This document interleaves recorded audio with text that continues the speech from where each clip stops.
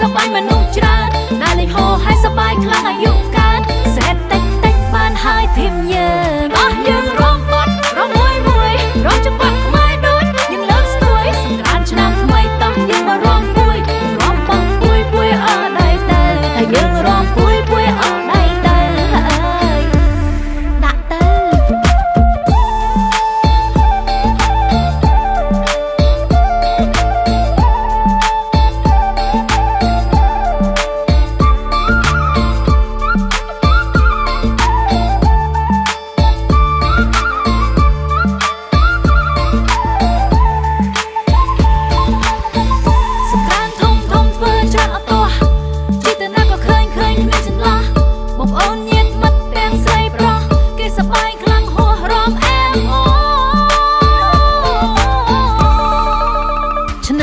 ឆ្នាំថ្មីញាតិមិត្តប្រុសស្រីតែលេងសង្ក្រានហើយឆ្នាំនេះឆ្នាំថ្មីញាតិមិត្តប្រុសស្រីតែលេងសង្ក្រានធំសម្បាមិនធ្លាប់មានតែលេងសង្ក្រានបាត់ប្រពៃណីយើងធំសម្បាមិនធ្លាប់មានតែលេងសង្ក្រានបាត់ប្រពៃណីយើងសូមជូនពរញាតិមិត្តធ្វើដំណើរឆ្ងាយចិត្តមានសេរីសួស្តីហើ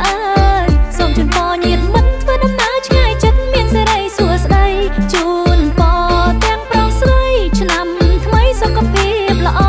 ជូនពរញាតិមិត្តប្រុសស្រីឆ្នាំថ្មីបានជ័យបវរហើយឆារ៉ា